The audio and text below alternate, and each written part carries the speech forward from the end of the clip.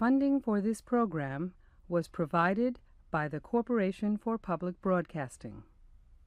Additional funding was provided by the MacArthur Foundation, the Ford Foundation, and the National Latino Communications Center. Verde luz de monte y mar, isla bella de coral. Si me ausento de tus playas rumorosas, si me alejo de tus palmas silenciosas, quiero volver a sentir tu tibia arena, a dormir en tus riberas, isla mía, flor cautiva, para ti quiero tener libre tu suelo, sola tu estrella, isla doncella, quiero tener. Verde luz, green light. If I'm distant from your murmuring beaches, I long to return. I long to return. Verde luz describes the beauty of Puerto Rico. Mi Puerto Rico. Like many Puerto Ricans, I didn't grow up on the island. I grew up here in the South Bronx. But Verde luz still lives in my heart. Here's where I grew up, 748 Beck Street. This building was one big happy family, mostly Puerto Ricans. In this 8-room apartment, I lived with my mother, my father, my sister, my grandmother, my grandfather, my great-aunt Titi Maria, and our Cali, Sabu. Upstairs, my godmother Casilda lived with her 6 kids. Next door, my best friend Brenda lived. And downstairs in that little first window where Doña Provi, the grandmother of everybody, lived. She used to check us out all the time. And I used to sit in this window for hours, checking out the neighborhood, sometimes reading my books.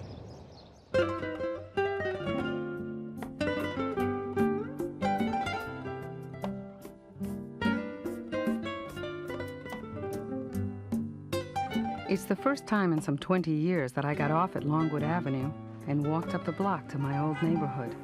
I was surprised to find that on the one hand, it didn't look as bad as I thought, although it still needs help. And on the other hand, everything seems smaller. This was my elementary school, PS 62. Every morning, I walked 3 blocks to Southern Boulevard, got here at 8 o'clock and lined up for roll call right in this yard before entering the building. I had very good teachers then, but there was very little in my books about Puerto Rico. And newspapers weren't much better, mostly displaying ads to attract tourists. Come to the Enchanted Island, they read.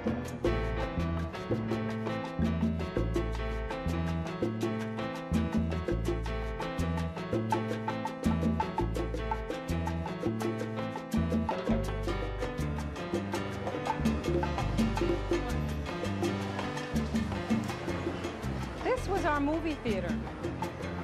Right here, my best friend Brenda and I saw Rita Moreno and West Side Story about a dozen times.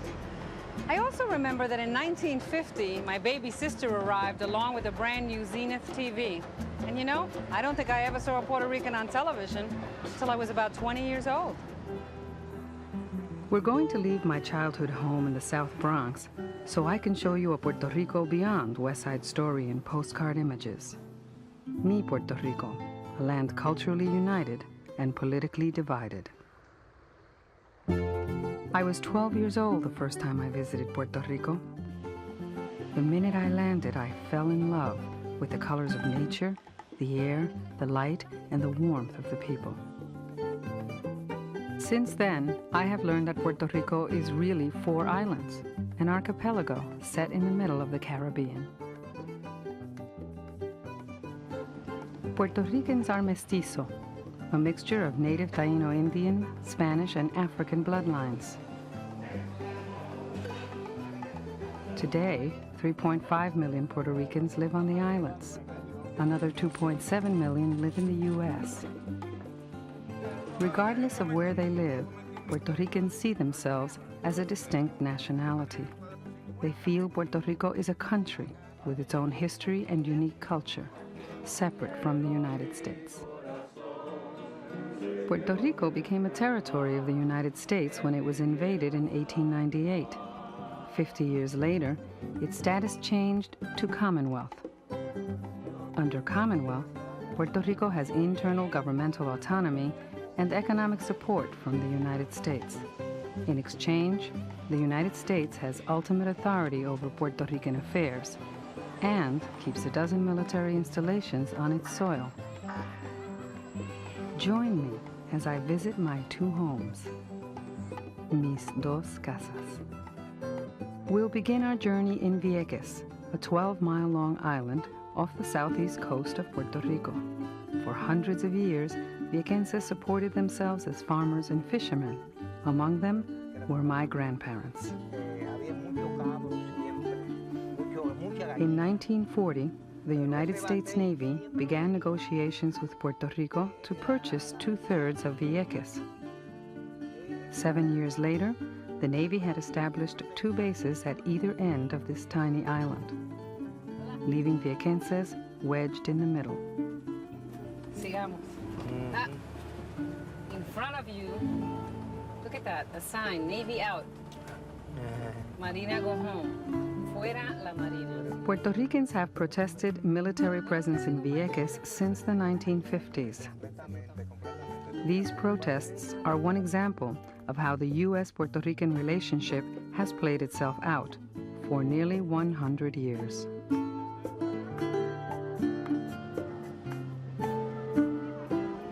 Plaza Isabel II. This placita, like those in every town across Puerto Rico, is the heart of El Pueblo. But in one way, this town is like no other, because periodically notices are distributed and posted cautioning Viequenses of scheduled bombing runs to take place on both ends of the island. The Navy's presence on Vieques began after World War II, when it was used as a training site for military maneuvers. D-Day in the Caribbean. 15,000 U.S. troops swarm ashore on Vieques Island, Puerto Rico, as the Army, Navy, and Air Force stage their biggest combined maneuver since the war. Operation... Over the years, these maneuvers and bombing runs have almost destroyed the fishing industry and the island's economy, forcing many Viequenses to leave, including my grandparents.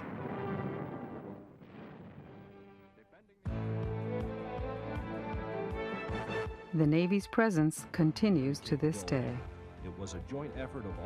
Constantemente sentimos nosotros el detonar de las bombas, del constante tirar de los aviones, de manera que nuestro pueblo está constantemente sometido a ese constante bombardeo. Las implicaciones de esas maniobras, mucho más allá que la consecuencia, es la destrucción de nuestros recursos naturales. Es la destrucción de nuestras corales, es la destrucción de nuestras playas. We feel very, very strongly that the very, very pristine nature of the grounds, the beaches, the environmentally protected and conserved areas are probably preserved and protected and pristine simply because we're there.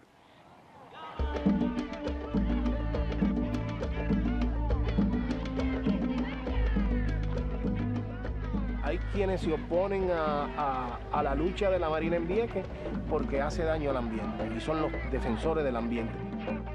Otros que creen que la presencia militar es una expresión del colonialismo. Y otros pues hacen presencia dentro de esto desde su concepción anticolonialista. Otros creen que la tierra de Vieques es para hacer la paz, para hacer el amor, para no ser la guerra, que esto es una tierra que debe ser bendecida. Remember that we in the military are there to protect the United States. that our job is defense of the United States. And until such time as there is no requirement to train to defend the United States, and no further requirement for the United States Navy to be part of that process, at that time perhaps we could say that we would be able to do away with those very, very precious training areas that we have. On my trip from Vieques back to the mainland, I wondered how many more years of clashes would take place between the Viequenses and the military. To get an answer, I went to Old San Juan, where I met with the founder of the Center for Puerto Rican and Caribbean Studies.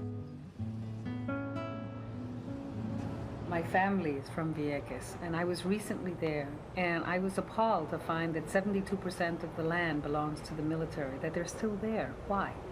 No, it's the same old story that Puerto Rico, even under Spain, was a very important stronghold for the empire, for maintaining the empire here in the Caribbean.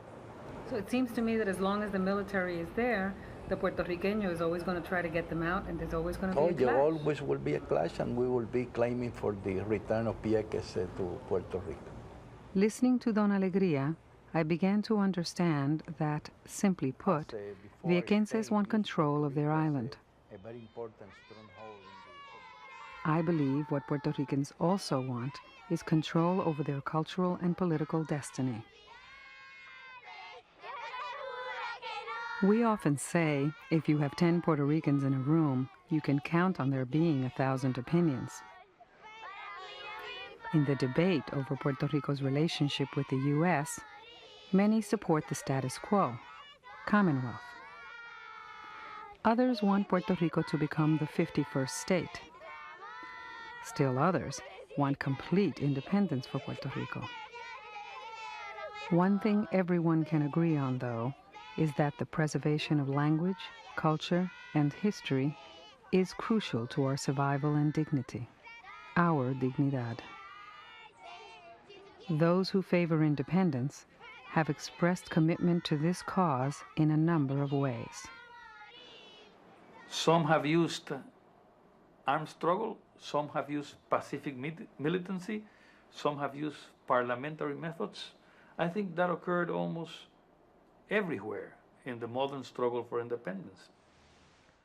The group that has attracted the most attention to the cause of independence is the nationalists. Their tactics have been dramatic and often violent. Two of the most famous attempts to bring world attention to Puerto Rico's status took place in the 1950s. The first, an armed attack against President Truman at Blair House. The second, on March 1st, 1954, in the U.S. Congress, when nationalist Lolita Lebron led 3 men into the House of Representatives, firing their guns and shouting, "Puerto Rico is not free." In Washington, D.C., ruthless, fanatic violence erupted in the halls of Congress. 3 men and a woman opened fire from the visitors' gallery of the House of Representatives. 5 congressmen were hit. Estimates of the numbers of shots fired range from 15 to 30, and each bullet hole found is a grim reminder to those who were present of the terrible surprise attack. The gang was held at police headquarters as a widespread search was launched for others who shared in the plot. To Irving Forrest, Rafael Miranda, Mrs. Lolita Lebron, Andre Cordero, the gun wielders, and to their accomplices goes the evil distinction of having perpetrated a criminal outrage almost unique in America's history. Wanton violence that shocked and stirred the nation and did only harm to the cause of the Puerto Rican people. This type of extreme radical activity is not well thought of or accepted in the stability of an American form of government, a democratic form of government. That's probably the worst type of activity if you wish to have your cause heard and decided positively. Congressman Paul Kanjorski and Bill Emerson were pages in the House of Representatives the day of the nationalist attack in 1954. But when I looked up, I could see people with firing guns and a woman trying to unfurl a flag. That was Lolita Lebron. She was sort of the mastermind of the whole thing. The element of which Lolita Lebron was a part was a small element in Puerto Rico. As a matter of fact, the group itself never outnumbered 500 people. I look back on it as an incident in our history, but not one really of profound significance. In 1952, Puerto Rico had become a Commonwealth of the United States. The next year, the U.S. asked the United Nations to change the definition of Puerto Rico's status from colony to freely associated state. The UN complied. But the nationalists believed Puerto Rico was still a colony. They felt the only way to make the world aware of their objection was to make a dramatic statement directly to the American government. I mean, I always say that there are two forces that move men. One is religion and another is the love for their country. And in this case, Lolita and the others thought that Puerto Rico was being oppressed and that they wanted, I don't think they wanted to do harm to people. They just wanted to call the attention, because sometimes you get desperate when you have a message which you think is the correct one and nobody cares about it. On the day of the attack, Rafael Cancel Miranda was 24 years old. We are willing to do what it takes to be a free country. We are not violent people, but the enemy is violent. And they use violence against our people.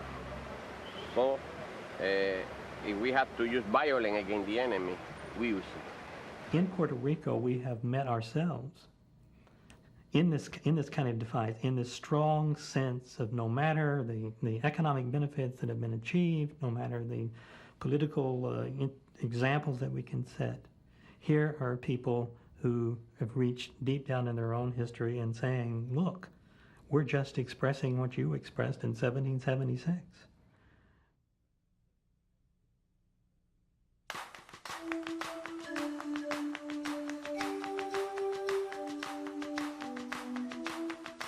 Borinquen, for thousands of years a lush paradise inhabited by Taino farmers and fishermen. Historians estimate that there were anywhere from 20,000 to 500,000 Tainos when the Spanish landed in 1508. To finance its exploration into the New World, Spain needed gold. In their quest, they forced indigenous peoples into slavery, but the Tainos labored in vain. Within decades, thousands of Tainos died from forced labor, from diseases brought by the Spaniards, and during periodic uprisings against the Spanish. By 1582, only a few hundred Tainos remained, hidden in the central highlands of an island the Spanish renamed Puerto Rico, rich port. Today, remains of Taino culture can be found in the ruins of villages, the names of dozens of towns, and in thousands of words. Among them, huracán, hurricane. With no gold to be found, the Spanish began to cultivate and refine sugar. They joined the rest of Europe and the United States in the triangle trade, exchanging goods for African slaves to replace Taino laborers. Trade in the 1800s brought an increased appetite for sugar and coffee to Europe. The need for workers and merchants on the island also increased. The island's population grew due to immigration and intermarriage. Puerto Ricans adopted Spanish dress, customs, and religion, and class distinctions between the elite, the mestizos, and the Africans developed. By the 1890s, Puerto Rico had become an autonomous province of Spain. They had their own constitution, a House of Representatives, an appointed governor, and the right to free commerce. Intellectuals had emerged to express a distinct Puerto Rican vision. Educator and abolitionist Ramón Emeterio Betances authored Los 10 Mandamientos, the 10 Commandments. Abolición de la esclavitud. Abolition of slavery. Libertad de la palabra. Freedom of speech. Derecho de reunión. The right to assembly. Derecho a elegir nuestras autoridades. The right to choose our leaders. What was it that drove one of the oldest democracies on Earth to possess what some are now calling one of the oldest colonies on Earth? In the late 1800s, European nations felt increasing pressure to guide their lesser developed colonies into the 20th century. But the United States had their own plans for the Western Hemisphere. They recognized that the Caribbean was the gateway to Latin America, and Puerto Rico's strategic location was key to controlling that gateway. The only obstacle to United States plans for expansion was Spain's grip on the region. While anchored in Havana's harbor, the USS Maine exploded and sank. The United States seized the opportunity to declare war on Spain. The Spanish-American War began in May of 1898 and ended in victory for the United States 115 days later. Spain granted independence to Cuba. Puerto Rico and the Philippines became U.S. territories. Before being transferred from one country to the other, Puerto Rico would have only a few precious days of freedom. During that time, sociologist Eugenio María de Hostos wrote these words in his diary. Yesterday, I spent the whole day with my binoculars in my hands. I saw everything. I looked and looked again. I admired it, blessed it, and felt it. I felt it for her beauty and her misfortune. I thought how noble it would have been to see her free by her own effort, and how sad and overwhelming and shameful to see her go from owner to owner without ever being her own master, and to see her pass from sovereignty to sovereignty without ever ruling herself.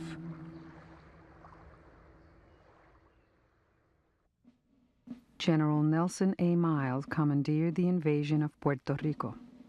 20 years earlier, he had led American troops into the Great Plains. It was Miles who arrested Geronimo. Later, he forced the Nez Perce Indians from their tribal homeland in Montana into Canada. The United States military carried with it into the Caribbean, into the Philippines, into Puerto Rico, into all of the places it went in the early 20th century. It carried with it the memory of how it had dealt with Native Americans. We have not come to make war upon the people of a country that for centuries has been oppressed, but on the contrary, to bring you protection, to promote your prosperity, and to bestow upon you the immunities and blessings of the liberal institutions of our government.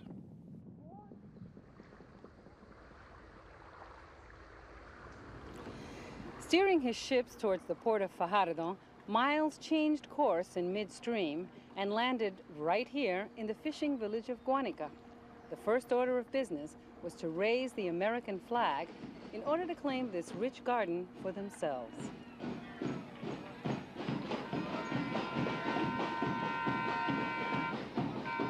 Almost 100 years later, the anniversary of the invasion is marked by some who look upon Miles as an oppressor.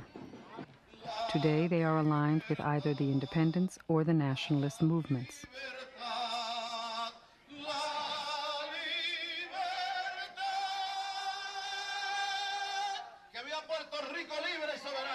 Those who look upon Miles as a liberator today align themselves with the pro-statehood movement. While in Guanica, I visited with the Olavarrieta family, who are descendants of the original supporters of the 1898 invasion. They live right in front of the bay where General Miles landed. Why don't we take a look? Enséñame la bandera. Sí, la tenemos aquí al lado. Since then, they have been the proud owners of the original flag carried by his troops. Oftentimes, they find themselves involved in a curious exercise. They must move the flag from house to house among family members in order to keep it from the nationalists. To those in the nationalist movement, the flag is a symbol of oppression. La que trajo Miles. Exacto. This is the flag that Miles raised when he landed here in 1898, July 21st or 25th? 25th. The Olavarrieta family is unique in that they're all in favor of statehood for Puerto Rico. El calor de esta isla no se pierde porque yo hablo un poco más de inglés o deje de hablar un poco de inglés o seleccione un presidente. Lo que me hace ser a mí persona y puertorriqueña viene de tantas generaciones que aún con el cambio de gobierno no se pierde. No dejamos de ser puertorriqueños en el 1898 cuando entraron los americanos. Seguimos con nuestra idiosincrasia de pueblo. Most Puerto Rican families are divided on the status question. For example, my grandfather was an independentista, my mother was for Commonwealth, and my grandmother was a true nacionalista. Ella quisiera, por lo mismo que quisieras tú, que quisiera ella, que quisiera lo mejor, lo que más podamos obtener económicamente, sin sacrificar nuestra idiosincrasia, nuestro ser distinto, ser puertorriqueño. Todo lo más que podamos llegar sin sacrificar eso. Puerto Rico has 4 political parties. The Popular Democratic Party favors the status quo, Commonwealth. The New Progressive Party supports U.S. statehood for the island. The Nationalists also want liberty, but don't participate in the political process, protesting what they believe is an illegal colonial relationship. The variety of views about what is right for Puerto Rico emerges in the platforms of the island's official parties.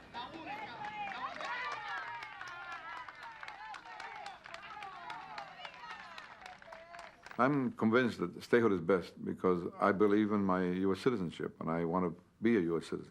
I think the first decision a Puerto Rican has to make is whether he wants to be a U.S. citizen or not. To try to be a U.S. citizen without the same rights, without the same obligations, it's a very frustrating relationship like we have now. We are a territory of the United States. We call ourselves a Commonwealth, but we're a territory. We're not self-governing. That is the biggest lie that Puerto Rico has ever been subjected to. We are a distinct nationality, and as a distinct nationality, we yearn for independence. If everybody became confused all of a sudden and 100% of Puerto Ricans opted for statehood, the big question is, what about 15 years from now? Will that nationality not yearn for independence? Then, as long as there's a nationality, there will be a struggle for independence, and it will only end when we have national sovereignty, independence. There are 2 main values in Puerto Rico, which are present in Commonwealth. One is the affirmation of the Puerto Rican personality, our identity as a people. We are not a minority, we are majority in our land. We have our own language, our own culture, and we don't want to be assimilated in any other culture. In the other way, we want social progress, economic development, the feeling of security that the American citizenship brings to our people and our freedom to travel with the U.S. citizenship. Y con unas florecitas que llevaron de Ceiba, donde se quedaron. Que ningún pueblo quiere ser esclavo. Y vamos a la independencia de Puerto Rico, lo vamos a hacer. Raquel, no te quepa la menor. There were similar divisions amongst Puertorriqueños under Spanish rule. They continued when ownership of Puerto Rico was transferred from Spain to the U.S. It was swelteringly hot. No Spaniard was present. After the signatures were all down on paper, Secretary of State John Day walked over to a huge globe, which is in the corner of the room, and he began to turn it slowly, and in the best real estate promoters' height, it said, now let's see what we get by all this. So there was some leaders in Congress who wanted to grant freedom to Puerto Rico in the same way as to Cuba, because they were afraid that an imperialistic policy would be developed by the United States. But then the United States prevailed the idea that they have to maintain some bases here, and also that they will study the situation, and they are still studying it.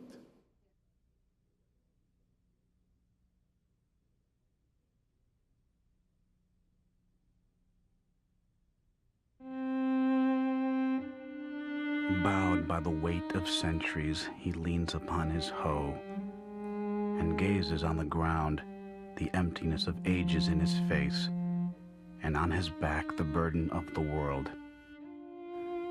Who made him dead to rapture in despair, a thing that grieves not and that never hopes. O masters, lords, and rulers in all lands, how will the future reckon with this man, when this dumb terror shall rise to judge the world after the silence of the centuries?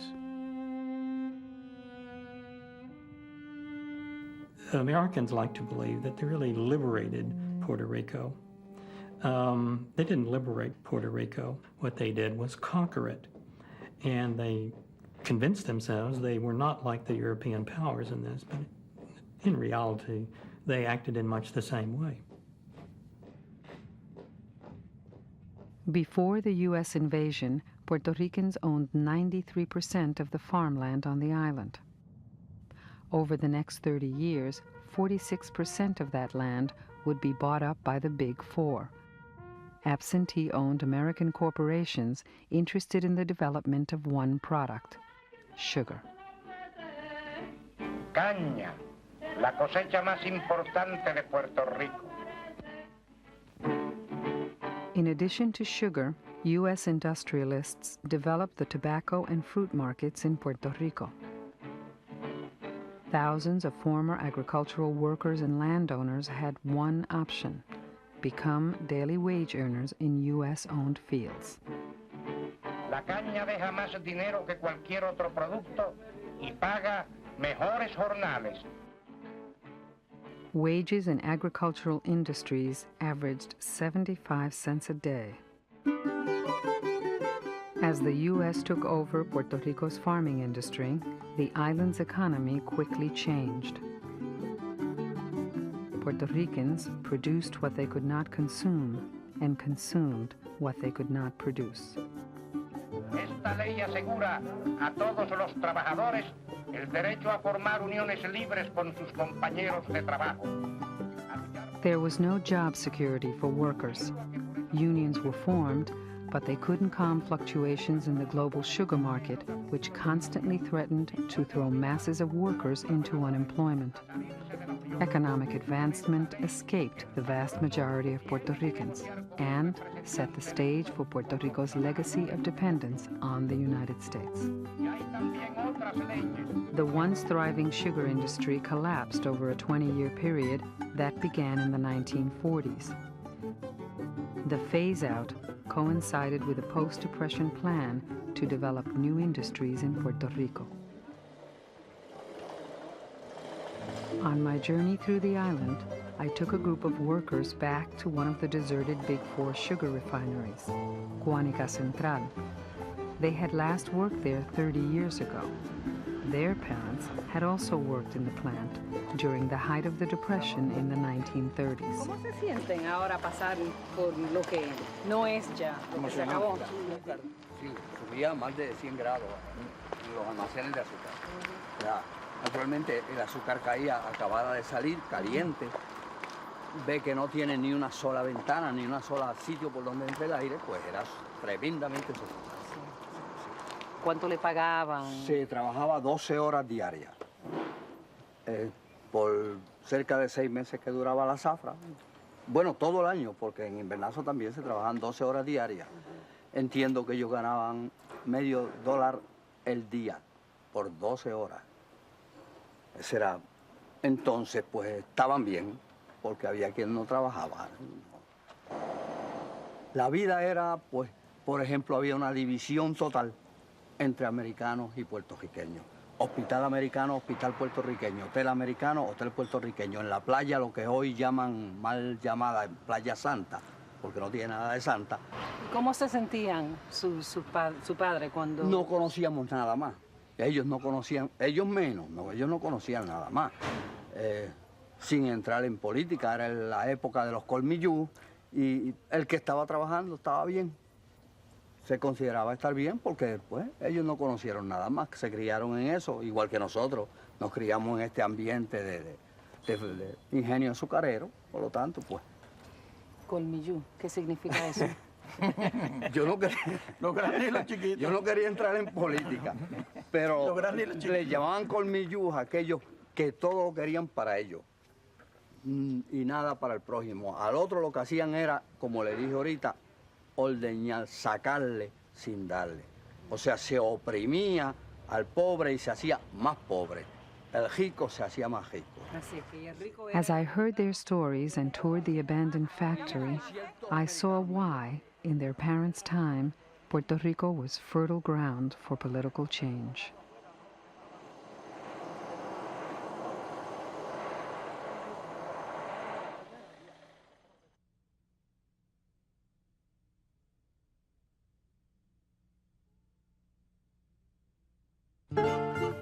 Luis Muñoz Marin's career in politics began in 1920 when he joined the Socialist Party in Puerto Rico.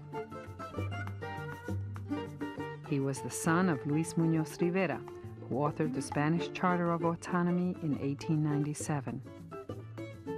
When his father died, Muñoz Marin made this promise: Borinquen, if someday you need my blood, count on it. It is red blood, the same that ran through my father's veins.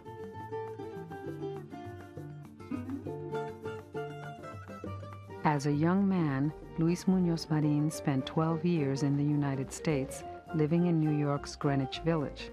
In the cafes of the village, Muñoz Marin began to shape his dream for Puerto Rico's future.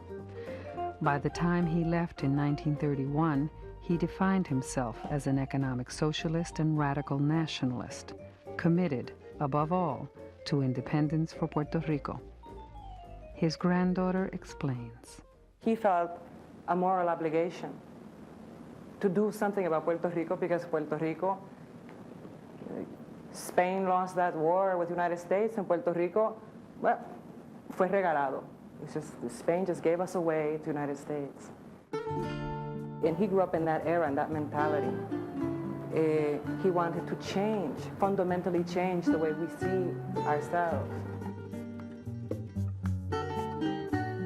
After over 400 years of domination and poverty, Muñoz Marin saw that Puerto Ricans had grown passive and were helpless to challenge the entrenched political system.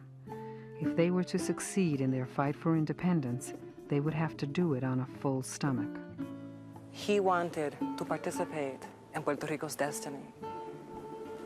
He made a huge sacrifice in pushing the cause of let's try to lift as many people out of poverty as we can.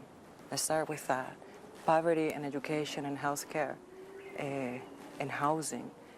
We'll start with that, and that will take a long time. In the 1932 election, Luis Muñoz Marin voted for the nationalist candidate Pedro Albizu Campos. Pedro Albizu Campos had returned from Harvard Law School to Puerto Rico in 1921 to stake his claim on Puerto Rico's future. He was born in one of Puerto Rico's poorest barrios, the illegitimate son of a white merchant and black servant woman. A brilliant student, he attended Harvard College on a Rotary scholarship. Like his contemporary Muñoz Marin, he believed that the only solution for his country's problems was self-determination. He called dependence on the United States a political illness. Pedro Albizu Campos said, self-sufficiency is good. We can take care of ourselves. We can go back to the land. That Puerto Rico is rich and that we can be self-sufficient if we work hard. He was about work ethic. He was about working hard. He was about taking away the chains of dependency. If you look at what Muñoz Marín and Albizu Campos were talking about in the 1930s, these two very remarkable persons were essentially talking about the same things, about what had happened to Puerto Rico and why it had come about and what was needed and needed to be done. But they followed separate paths. In 1930, the Nacionalistas elected Pedro Albizu Campos president of the party. He immediately made his plans clear. Take your country back, he told them. Then we'll fix it ourselves. Aquí nadie tiene derecho a ejercer ninguna autoridad que no emane directamente de Puerto Rico. Y los yanquis no quieren que Puerto Rico se constituya en una nación libre, soberana, independiente. Y hasta tanto Puerto Rico no sea libre, soberano, independiente y confiera autoridad a alguien, nadie tiene ninguna autoridad en Puerto Rico. Ni jueces, ni fiscales, ni policías, ni gobernadores, ni ningún charlatán en Puerto Rico.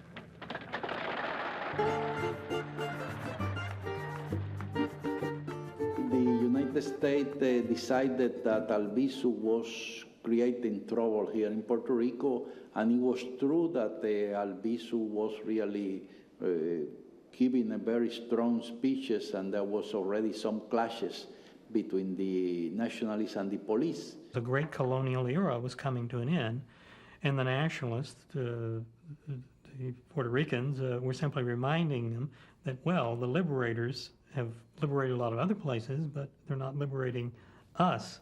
Instead of bending to the will of the Puerto Rican people, the United States repressed the Puerto Rican nationalist movement of the 1930s while it was still an independence movement. That means when their method of struggle was the pacific civil way.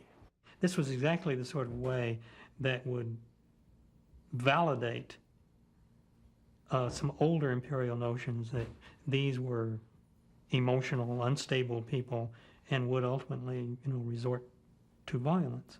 El imperio, cuando vio que todo el pueblo estaba con él, especialmente la clase trabajadora, como se iban tras él, pensaron que iban a perder la colonia, esta colonia que le estaba dando tan pingües ganancia. De ahí, el usar ellos la violencia y decir que don Pedro quería derrocar el gobierno de Estados Unidos a la fuerza y a la violencia. As nationalists intensified their activities, the newly elected President of the United States, Franklin Delano Roosevelt, appointed a new governor of Puerto Rico. Blanton Winship, who was the adjunct general of the War Department, hailed from Georgia.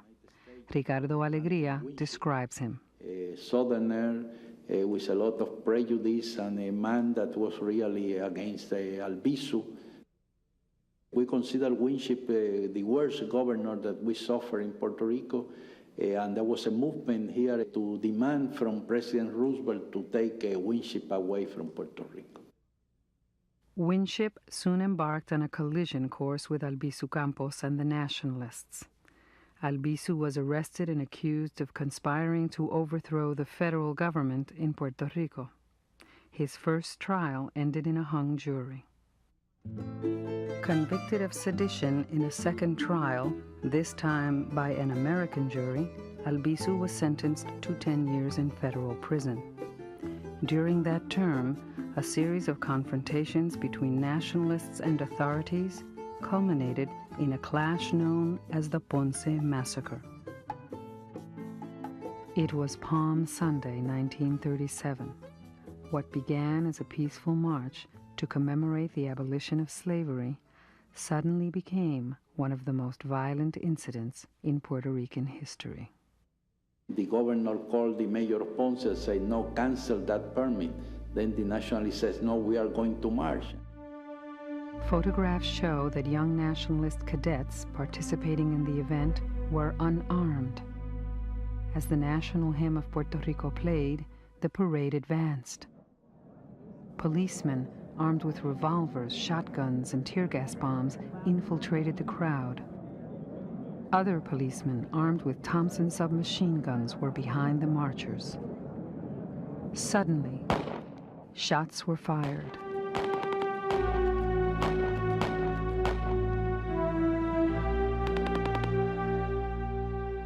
When it was over, 20 were dead, and over 150 lay wounded. Children were murdered right there in that 3 blocks from here.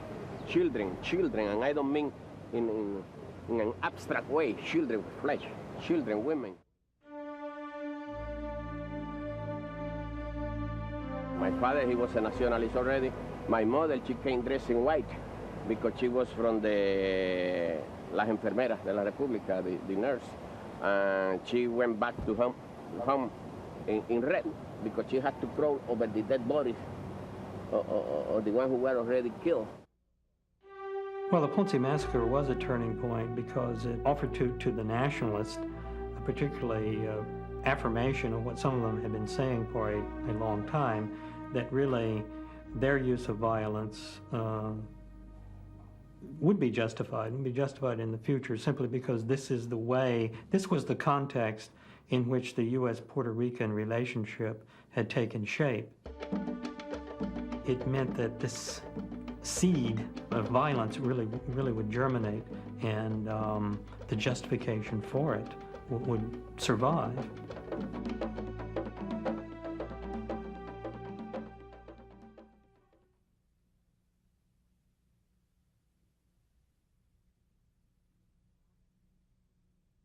In July of 1938, 1 year after the Ponce Massacre, Luis Muñoz Marín formed a new party that supported independence for Puerto Rico.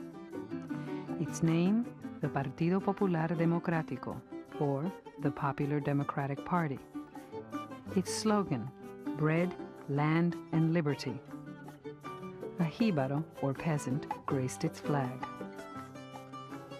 Muñoz Marín spent the next 2 years campaigning for a seat in the Puerto Rican Senate. He crisscrossed the island, selling his program for economic stability directly to the Puerto Rican people. Back then, it was person to person. Back then, you weren't part of a crowd, you were part of a group. And it was a more intimate group. His commitment to helping democratize Puerto Rico was so great that he spent his first years in politics just trying to get people to vote, motivate people to vote. People felt that their vote really didn't count that much, that its value was maybe $1. Its value was a pair of shoes, its value was maybe some rice. But he promised change, and he was so sure of it that if they didn't like what he did, in 4 years, vote for somebody else. In 1940, an acquaintance of Muñoz Marín's became Chancellor of the University of Puerto Rico. Rexford Tugwell was a member of President Roosevelt's New Deal Brain Trust and a progressive thinker. Although he did not favor independence for Puerto Ricans, he believed that they should have more autonomy and the right to elect their own governor. Tugwell realized the importance of basic economic reform. His book, The Stricken Land, described living conditions in Puerto Rico. Wages were miserable, living costs high, housing as bad surely as any in the world.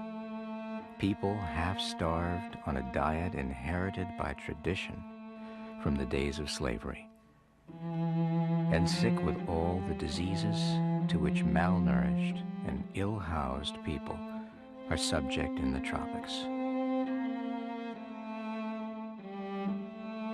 Just before the 1940 elections, the United States put pressure on the Popular Democratic Party to turn away from the fight for independence.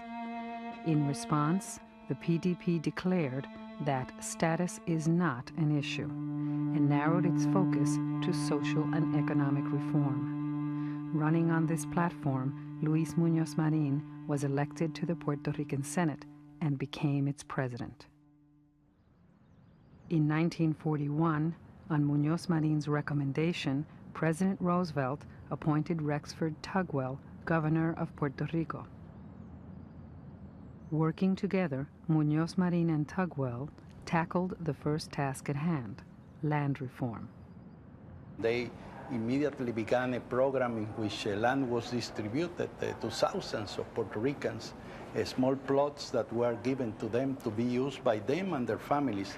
It was not the situation before in which they used to live as agregados in a farm that they didn't belong to them and they could be expelled at any moment. So for many thousands of Puerto Rica, they became land owners for the first time in their family history. El trabajar es honor aquí en el mundo entero, por tal motivo yo quiero lo mismo en llano que en rico. Tugwell and Muñoz Marín continued to work together to implement programs that would lift Puerto Rico out of poverty and into a new industrial era. As U.S. corporations took over management of island-owned businesses, Muñoz Marín began to see the handwriting on the wall. Muñoz Marín, by the late 30s and certainly by the early 40s, recognized, and he had persuasive evidence, he knew the United States and he knew its culture, that Puerto Ricans could never resolve their needs, really, by simply debating independence or statehood, that they needed to follow a different route. World War II provided an opportunity for Muñoz Marín to more closely align Puerto Rico with the United States. As 65,000 Puerto Ricans served in U.S. armed forces around the globe, Muñoz Marín began to shape a different kind of alliance with the United States. Los puertorriqueños estamos desarrollando y estableciendo la democracia en el campo de nuestra vida económica en pleno desarrollo de justicia para las masas de nuestro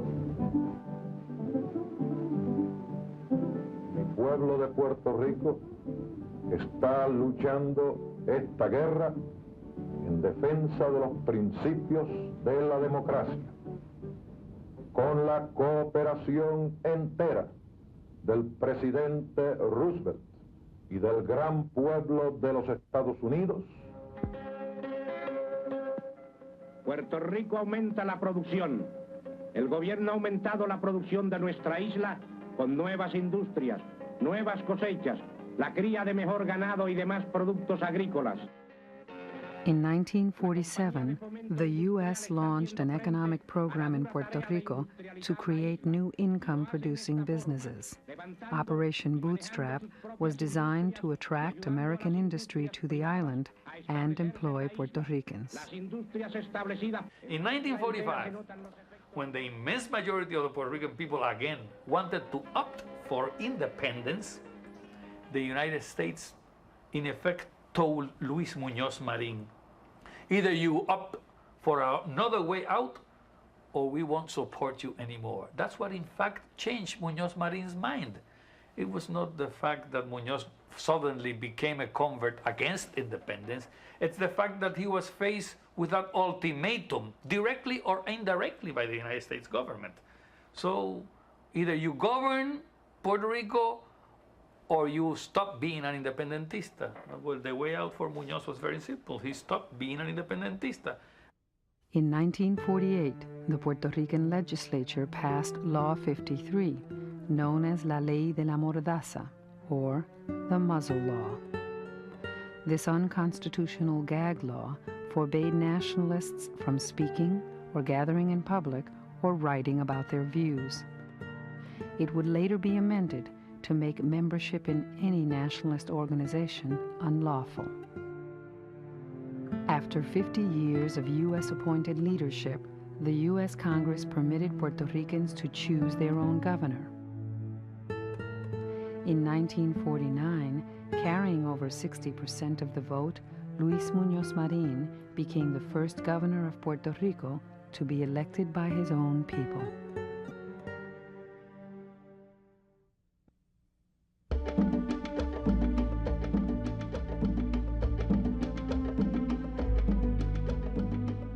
During his first year in office, Muñoz Marín announced his plans for a new U.S.-Puerto Rico relationship. He called it Commonwealth, from the British term describing a former colony still partially ruled by the monarch. He translated it to Spanish as Estado Libre Asociado, ELA, or Freely Associated State. In July of 1950, President Truman signed ELA, now known as Commonwealth, into law. The nationalists retaliated in a series of uprisings. 20 towns across Puerto Rico were hit. At least 32 people died in savage gun battles in 8 towns throughout the island. Principal target was the governor's palace at San Juan. 5 armed nationalists drove up to the main gate, one of them carrying a submachine gun, and blasted away. Part of their gunfire ripped through the UN flag on the balcony, narrowly missing Governor Luis Marin, who was sitting near the window beyond.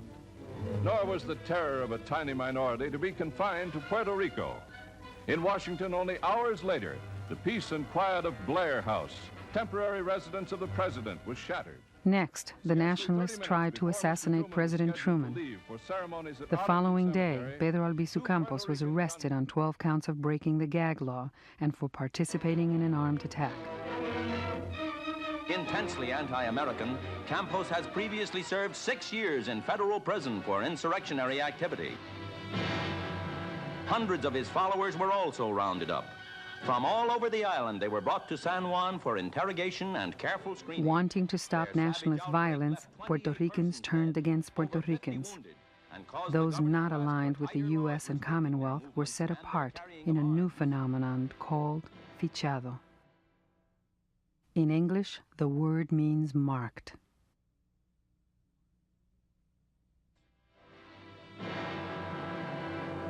Meanwhile, hundreds of thousands of Puerto Ricans go to the polls and register. With Puerto Rico's future at stake, Muñoz Marín urged voters to cast their ballots for Commonwealth.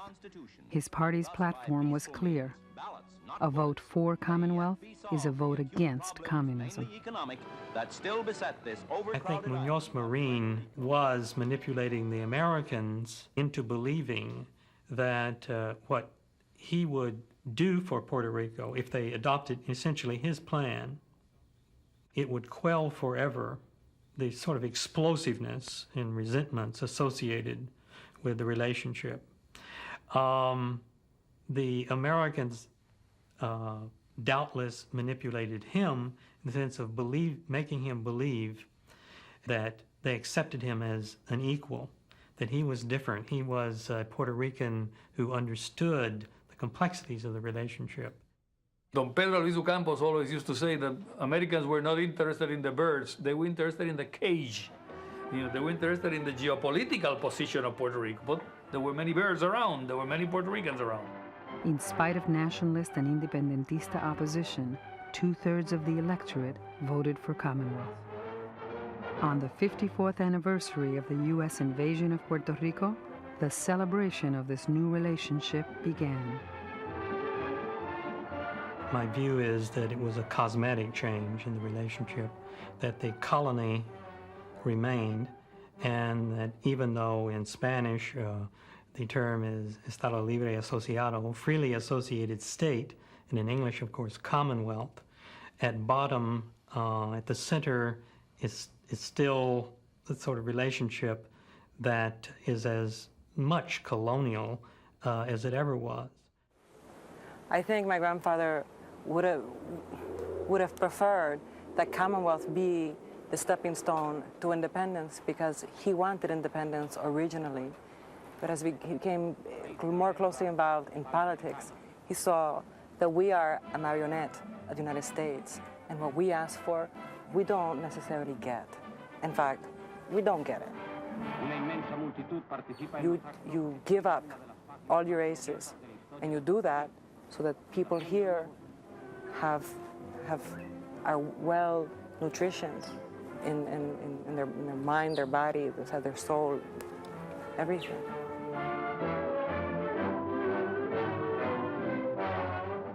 In the end, Muñoz Marín could not deliver on his promise to end nationalist violence.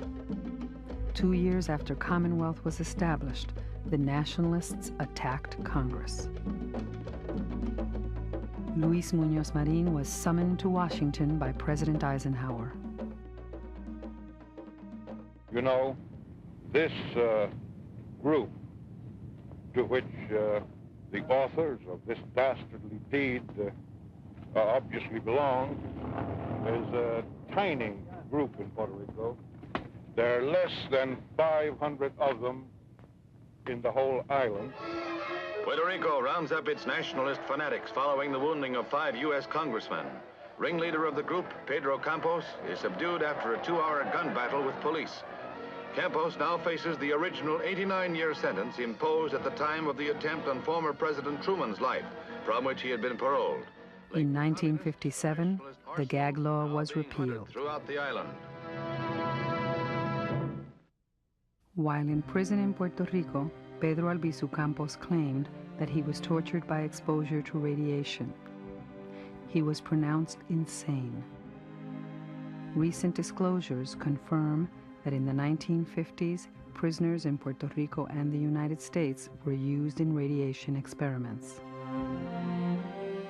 After serving 14 years of his 73-year term in prison, Pedro Albizu Campos fell ill. He was pardoned by Luis Muñoz Marín. After his release, Pedro Albizu Campos was hospitalized while recovering from a stroke. For the first time, he was able to see grandchildren who were born while he was in prison. Granddaughter Rosa Meneses recalls this moment. Y mira, con una cara, ¿verdad?, de asombro, los ojos bien abiertos, y ve a mami y empezó a reír y empezó a llorar a la vez. Ese es un recuerdo que a mí jamás se me va a olvidar. Porque entonces después, él, con el brazo que podía mover, nos empezó a abrazar a todas. Date cuenta, o sea, yo me ubico en el lugar de él, ¿no?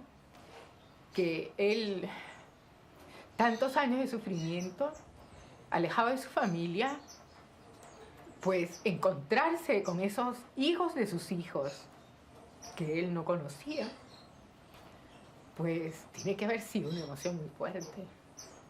Y está esa imagen en mi mente bien clara de él llorando y riendo a la vez, y apretándonos mucho. His ideals for Puerto Rico are shared by probably the majority of Puerto Ricans, by even the most fervent pro-statehooders respect Pedro Albizu Campos because he represents our culture. He represents Puerto Ricanidad. And even the most fervent statehooder does not want to lose that, which is us. What Albizu managed to do, even when he was disregarded, was to be our conscience. He insisted that Puerto Rico, there is Puerto Rico, Puerto Rico, and Puerto Rico. That's the Holy Trinity. And that has a lot to do with why that poster on San Sebastian is untouched.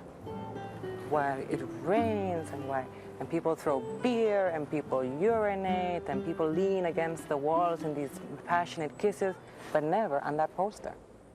I mean, Albizu Campos and the other nationalists inevitably had to be in conflict with the United States. But the conflict essentially was cultural, that Albizu Campos and the nationalists, I think, probably have a much better grasp of Puerto Rican identity and what can be lost through this process of connection to the United States.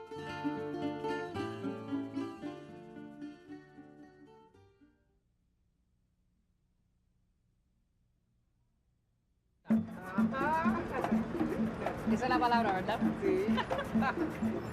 Estilo Puerto Rico.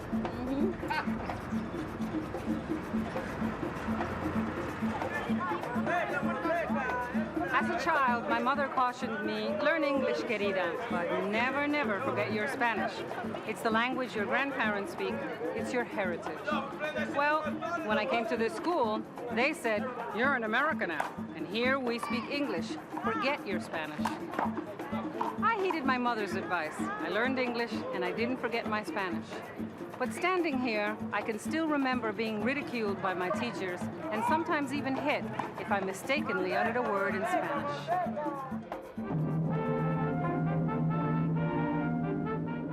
By the 1950s, an average of 40,000 Puerto Ricans a year were migrating to the United States, seduced by the promise of work and a better life. Films like Trabajo para Usted, Work for You, produced by the U.S. Department of Labor, lured them to low-paying jobs in factories and fields. En muchas ocasiones se hace necesario trabajar los domingos, pero por lo general no se trabaja en ese día. ¿Dedican tiempo para el aseo personal? ¿Para lavar la ropa? We like to believe in this country that we are an immigrant nation, as Franklin Roosevelt told the daughters of the American Revolution.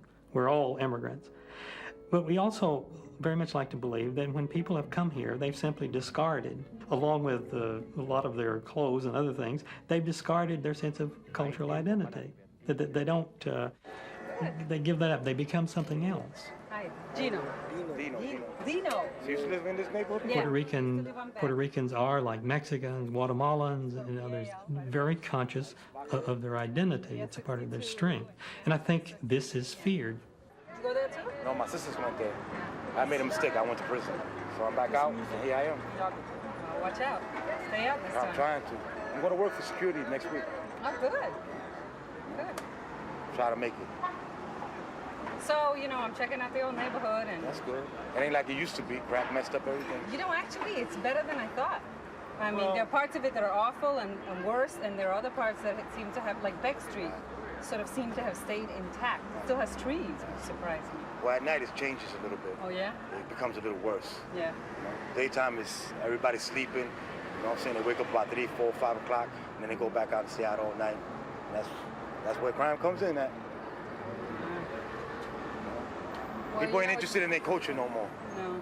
It's funny because it was tough then, too. Yeah. People like Pedro Piso Ocampo, Lolita Lebron gave up their lives, you know what I'm saying, for the cause, for something that's good, and these people don't care. They don't care at all. They don't even try to study their culture. That's bad. What we do in this country is to reconstruct history. And what we do in rewriting our history is portray ethnic and the tremendous diversity that is the American people. We portray them in such a way that they are actually led and guided rather than part of the making of their own history.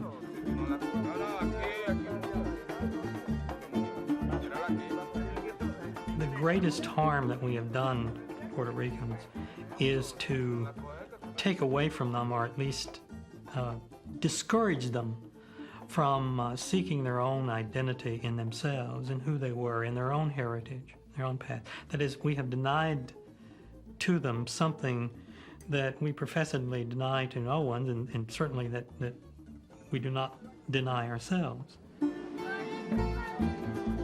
In spite of the pressure to change, adapt, and discard their ways, I found in the shadow of Bruckner Boulevard this group of urban farmers tending to their casita, just as their mothers and fathers, grandmothers and grandfathers had done back in Puerto Rico. Papas, cebolla, tomates. Ironically, Puerto Ricans brought as much cultural vitality to their lives in these places, sometimes to very sordid-looking places, as any of the other immigrant groups. I never underestimate the capability of people not only to survive, to adapt, but to retain what they consider the best of their culture, and to fill in the sorts of spaces that the modern world has abandoned to them, and create something new.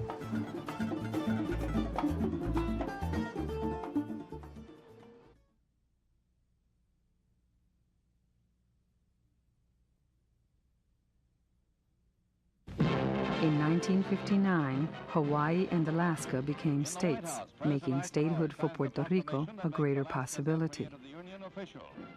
Pro-statehood Cuban exiles joined pro-statehood Puerto Ricans in the fight for alignment with the United States.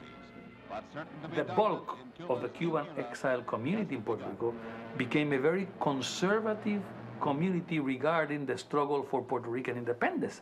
And they confused the struggle for Puerto Rican independence with their struggle against communism. Governor Munoz, has the Castro Revolution in Cuba had any noticeable effect on your people? Not in any important way. The Puerto Rican people are very well, have very strong psychological defenses against that kind of a thing. Their belief in democracy is deep, and their practice of democracy is, I believe, well known outside of Puerto Rico. So they're spiritually well protected against that. Luis Muñoz Marin may have thought Puerto Ricans were spiritually well protected, but the United States felt they were politically unprotected. Concerns over the spread of communism led J. Edgar Hoover to investigate the actions of independence supporters. J. Edgar Hoover was a person who went after vulnerable types to enhance the reputation of the FBI. And who could be more vulnerable than outspoken political leaders who had made it quite clear that what Puerto Rico obviously needed was something much different than what the United States offered. As long as the United States looked at us as their enemies, there was going to be persecution. Even though that violated the American Constitution, even though it violated all things the Americans said they stood for, even though that persecution was perpetrated without telling the American people about it. Pro-independence activities increased in reaction to the growing pro-statehood movement. In 1962, Juan Maribras, president of the newly formed Puerto Rican Socialist Party, took a proposal to the United Nations to force a decision on Puerto Rico's status. It would be 5 years before the U.S. granted Puerto Rico permission to bring the issue to a vote. No soy yo tu fuerza, esa es tu fuerza, tú mismo eres tu fuerza. In 1964, after 16 years as governor, Luis Muñoz Marin announced his retirement. Me voy de un castillo para regresar a las veredas y a los batalles de Puerto Rico. Commonwealth was not the stepping stone to independence Muñoz Marin had hoped for.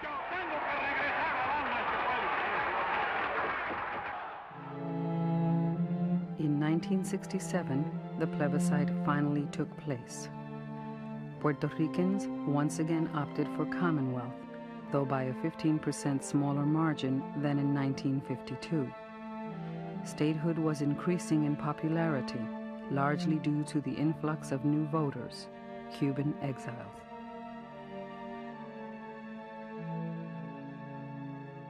The next year, in 1968, the Statehood Party won control of the Puerto Rican legislature. Luis Ferré, the son of Cuban exiles and a statehood supporter, was elected governor.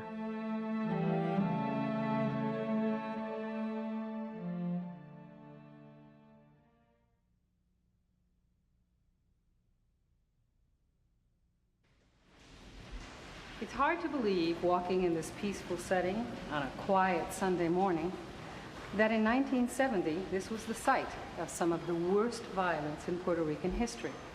The combination of a pro-statehood governor, Luis Ferré, being elected, hundreds of bombings in the San Juan area, and extreme persecution of the independentistas led to the university being occupied by the police and closed. In the 60s, the gap between pro-statehood and pro-independence supporters had widened.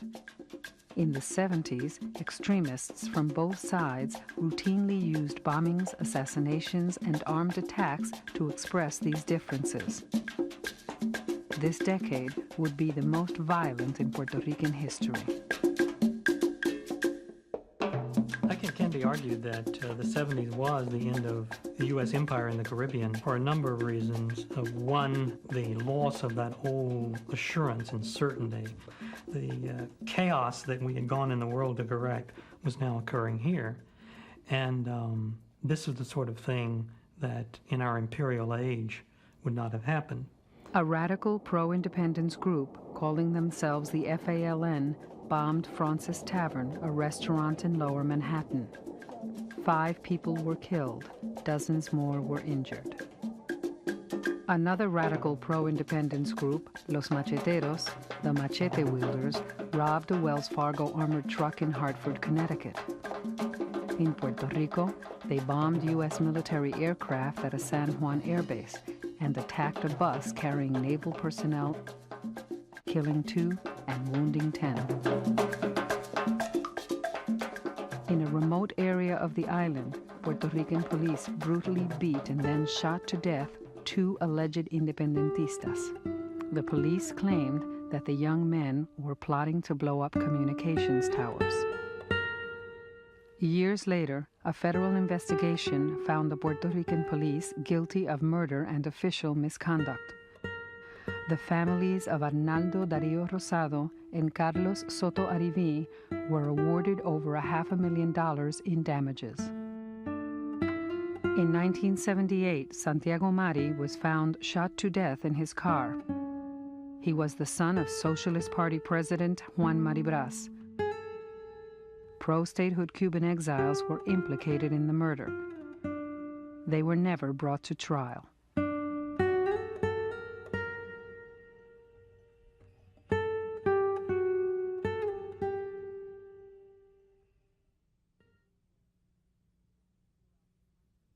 Throughout the conflict and violence of the 70s and the early 80s, connections between Puerto Ricans on the island and in the States remain strong.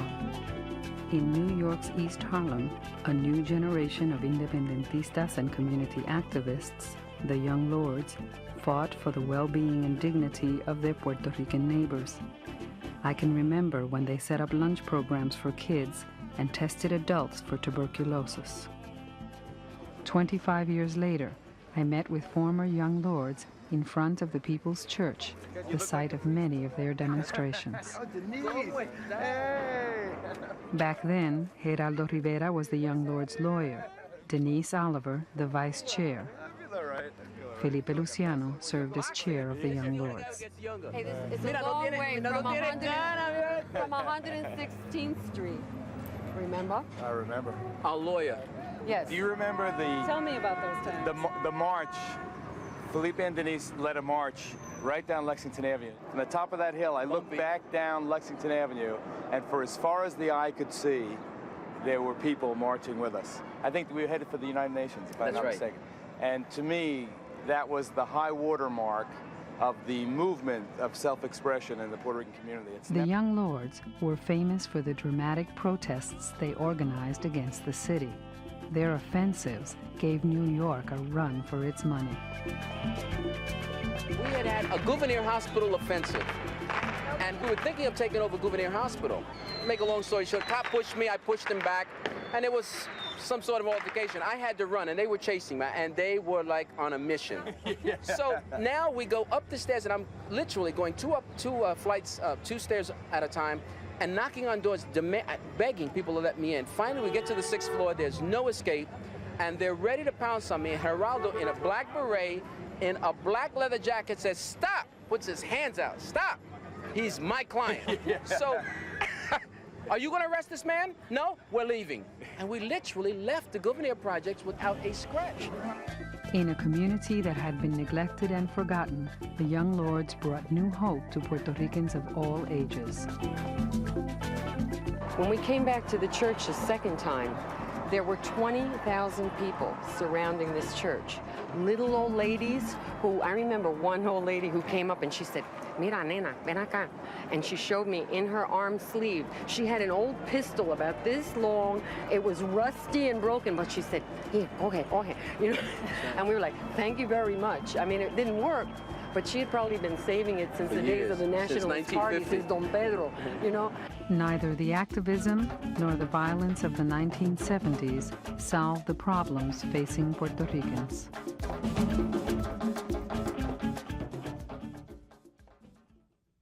At At the time of Luis Muñoz Marin's death in 1980, Puerto Rico was in a kind of limbo, without a unified vision or a charismatic leader to point the way. The rifts between parties were wider than ever. Despite these political divisions, the entire country was paralyzed with grief. I think it was an end of an era when my grandfather died. The lines of people coming to the Capitol went around the Capitol building. The flag that was on the casket is full of lipstick. And when it was first given to my grandmother after it was at the Capitol, it just smelled like everything. It smelled like cologne, like perfume, like sweat, like cigarettes, like rum. Because people soaked into that flag. And people, when they came to give my grandmother their condolences, they would even say, I'm not a popular, but I loved your husband so.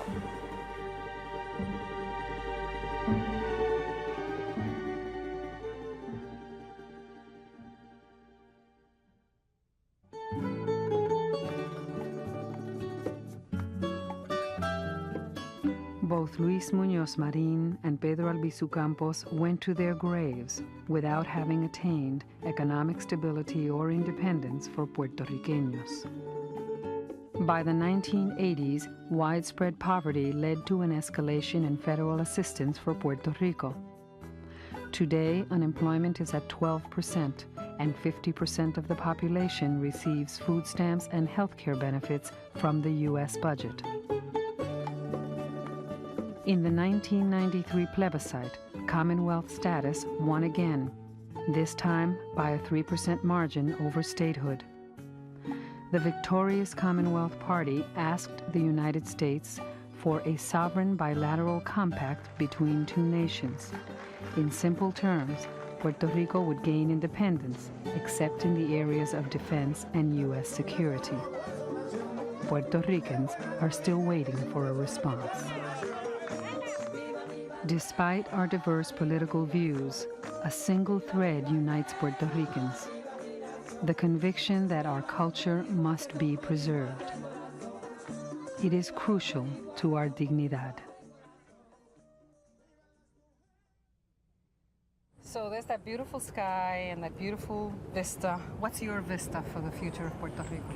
Well, yo quiero que I would like Puerto Rico to maintain its own culture. I mean, culture doesn't mean that we are going to be exactly as we are today or we were yesterday. Culture has to evolve and be dynamic, but that our values, the main values, will be maintained, and that Puerto Rico will be a sovereign country as an independent republic or politically associated with dignity to the United States. My vision for Puerto Rico is that we go back to an idea. We've never been there before, but we go back to an idea that we've had for generations, which is that we are the only Puerto Ricans on the face of the earth. This does not repeat itself, that we have to take care of ourselves. Because if we disappear from the face of the earth, there will never be another Puerto Rican. And just as we had indigenous people here who were wiped out by some of our ancestors, we're wiping ourselves out with the way that we depend too much on the United States to help us.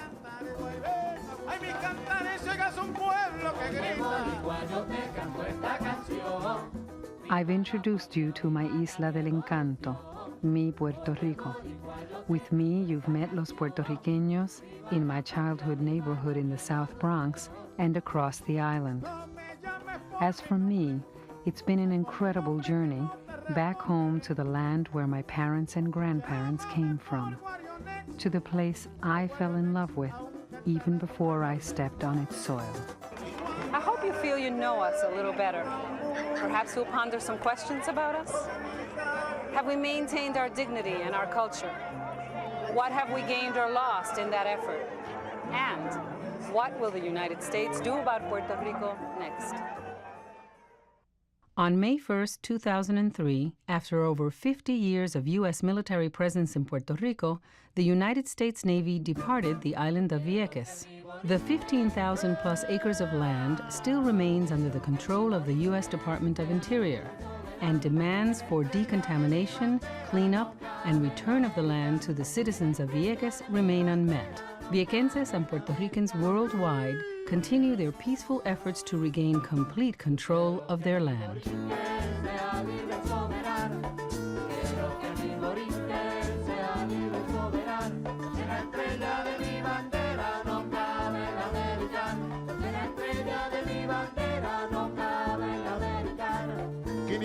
Años de historia, forjando la patria nuestra, abriendo el surco y sembrando semilla de independencia.